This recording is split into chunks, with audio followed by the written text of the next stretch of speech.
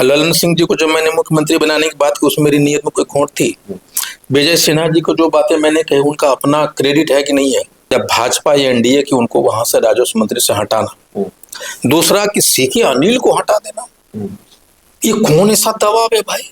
क्या कहा कि राजपूतों, ब्राह्मणों, भूमिहारों, जो मैं कह रहा हूँ, मेरे इंटेंशन पे कहीं आप मुझे क्वेश्चन उठाइए ना कि मैं झूठ बोल रहा हूँ।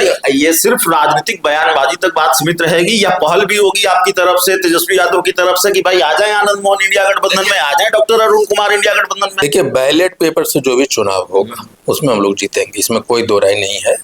और ये भी बता दे कि तेजस्वी यादव जी एक ईमानदार प्रयास करते हैं, वो किसी का रिमोट वाला आदमी नहीं हो सकता है। शुरू से लेकर आप देख लीजिए उनके राजनीतिक कैरियर को, तो रिमोट वाला आदमी ये नहीं है। नंबर वन, जिस पदाधिकारी हटाने, वो तो अभी नए नए गए थे, अभी हाल में गए थे नीतीश कुमार जी ने। मेरा तो डे वन से था कि सम्राट जी को अपनी छाप छोड़ने के लिए, अपने इकबाल को दिखाने के लिए, वो जो कॉन्सेप्ट था, दो सुपर सीएम का कॉन्सेप्ट था, एक भुंजा पार्टी वाला सुपर सीएम थे, वहाँ नारायण सिंह जी ने करेजा दिखाया है। और वैसा ही जो जमीन के नेता है वही सच बोल सकता है, उन्होंने सच बोला है।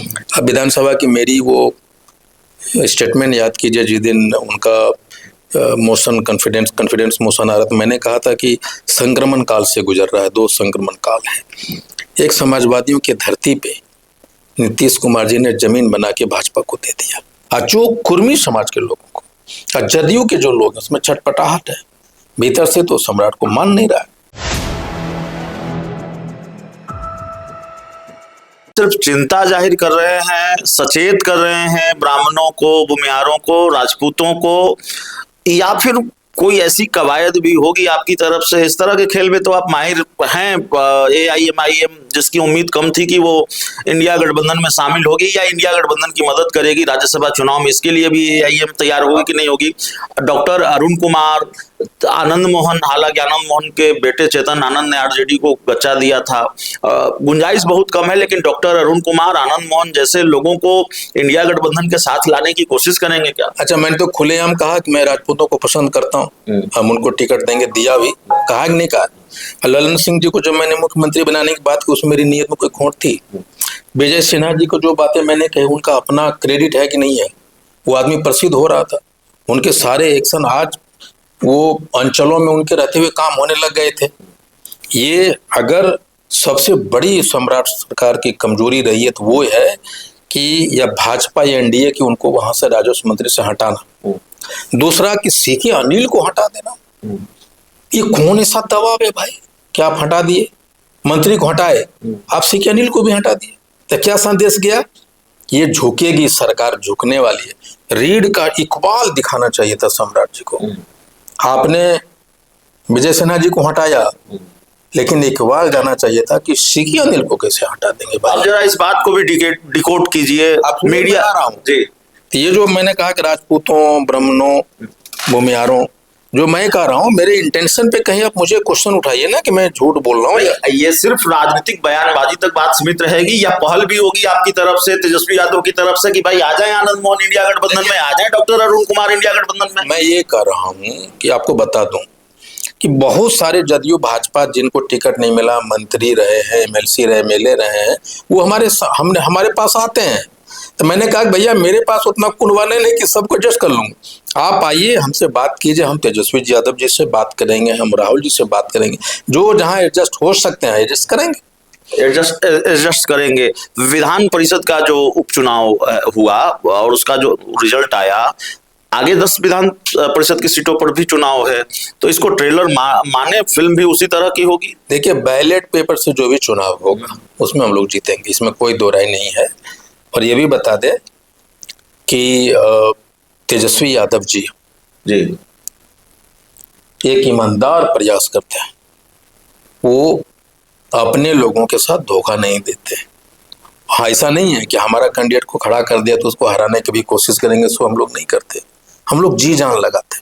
लेकिन हम तेजस्वी यादव जी के साथ बैठेंगे और कोशिश करेंगे कि हमारा जो भी कैंडिडेट होगा सारे डॉट को कलेक्ट किया जाए, और जो सामंजस्य की कभी कभी कमी दिखती है उसको एक साथ बैठ के हम लोग इसको पूरा करें और सारे चीतें जान जा लड़ा। आपने सम्राट चौधरी का जिक्र किया, अफसरों को हटाया गया या अफसर को हटाया गया, उसका जिक्र आपने किया। जरा इस बात को डिकोड कीजिए, क्योंकि राजनीतिक गलियारों में भी मीडिया के गलियारों में भी इस बात की बड़ी चर्चा है कि सीएम सम्राट चौधरी ने पूर्व मुख्यमंत्री नीतीश कुमार के चहेते अधिकारियों की छुट्टी की है सीएमओ से, मुख्यमंत्री आवास से, और जो सबसे बड़े एक अधिकारी हैं उनकी भी विदाई होने वाली है। तो ये क्या इसको राजनीतिक चश्मे से देखा जाना चाहिए? कितना देखा जाना चाहिए? या ये कोई राजनीतिक खेल है क्या? क्योंकि एक परसेप्शन बिहार की राजनीति में स्थापित हुआ कि नीतीश कुमार ने वीटो लगाया तब सम्राट चौधरी मुख्यमंत्री बने, और आगे वो नीतीश कुमार के रिमोट से ही चलेंगे। तो वो रिमोट की बैटरी निकल गई क्या? देखिए, मुझे लगता है कि सम्राट जी की जो पर्सनालिटी है वो किसी का रिमोट वाला आदमी नहीं हो सकता है। शुरू से लेकर आप देख लीजिए उनके राजनीतिक कैरियर को, तो रिमोट वाला आदमी ही नहीं है। नंबर 1, जिस पदाधिकारी हटाने, वो तो अभी नए गए थे, अभी हाल में गए थे नीतीश कुमार जी ने।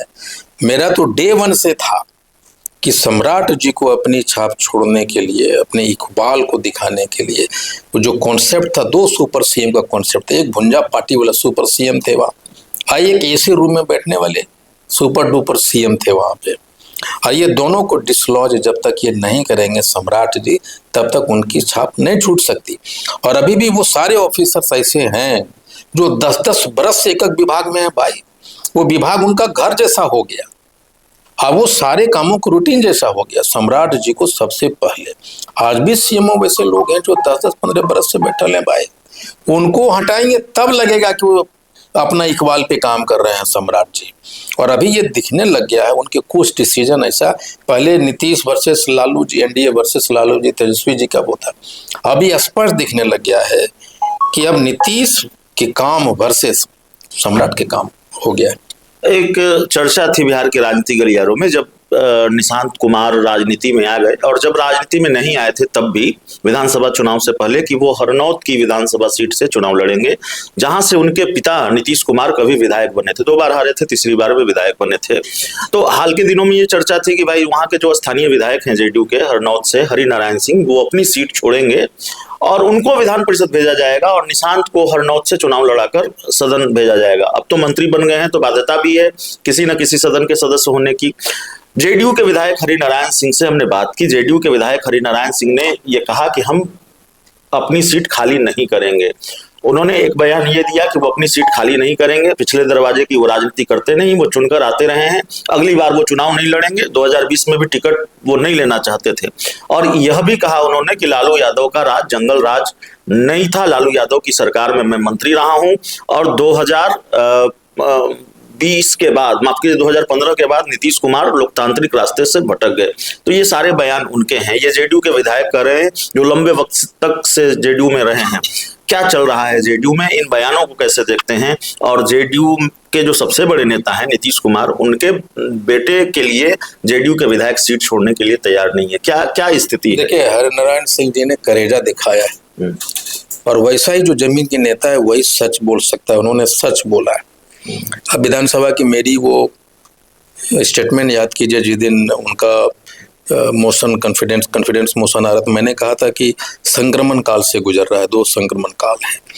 एक, समाजवादियों की धरती पे नीतीश कुमार जी ने जमीन बना के भाजपा को दे दिया, और दूसरा है कि पुराने पीढ़ी ने सत्ता हस्तांतरण करा नई पीढ़ी में। उन्होंने जो बात सच थी, अपनी वो जो बेसिक इंस्टिंक्ट है हरिनारायण सिंह जी का, उन्होंने सामने लाया। और ऐसे वैसे बहुत सारे लोग हैं जो नीतीश कुमार जी के कुछ डिसीजन से असहमत हैं, असहमत होते रहे हैं। उनको ये लग रहा है कि वोट कुशवाहा कुर्मी का है, नीतीश कुमार का, लेकिन जो डिसीजन लिया जा रहा है वो नीतीश कुमार के या उन वोटरों के मतानुसार नहीं लिया जा रहा है। उनके सेंटिमेंट्स के खिलाफ में डिसीजन लेने वाले नीतीश कुमार जी नहीं है। जैसे मंत्री बनाना, निशांत जी जब ने कहा कि हम डिप्टी सीएम मंत्री नहीं बनेंगे, तो मुझे लगा कि आदमी वो नेता बन गया। लेकिन उनको लगा कि वो जब घूमने लगेगा और अपना 2-4 मंत्री बना लेगा तो नेता बन जाएगा। तो वही लोग जो नीतीश जी को घेर के निशांत के जीवन का सबसे बड़ा राजनीतिक भूल करवाया, को मंत्री बना दिया। अगर वो मंत्री नहीं बनते तो जदयू का हेड बन के सम्राट जी से बात करते, वो नहीं इवेल्युएशन करते। अब तो खुद मंत्री बन गए, अब वो अपना काम का इवेल्युएशन देंगे उनको, सम्राट जी को। तो उनका मीटर डाउन करने के लिए उन्हें मंत्री बना दिया गया और जीवन की सबसे बड़ी राजनीतिक भूल निशांत ने कर दी है। और अब जो जदयू, हम नीतीश जी ने तो ये कर सकते हैं भाई, 4% कुशवाहा वाले ने 1.5% कुर्मी जाति के लोग को मुख्यमंत्री जिंदगी भर मानते रहे। अब 4% कुशवाहा का जब कोई मुख्यमंत्री बना है तो कुशवाहा वाला प्राइड फील कर रहा है। अब उनके पास भाई कि आप अगर इसको मत हटाओ सम्राट जी को, हमने आपको 1.5% रहते भी 4% समर्थन दिया, अब आपकी बारी है कि आप मुझे समर्थन दीजिए।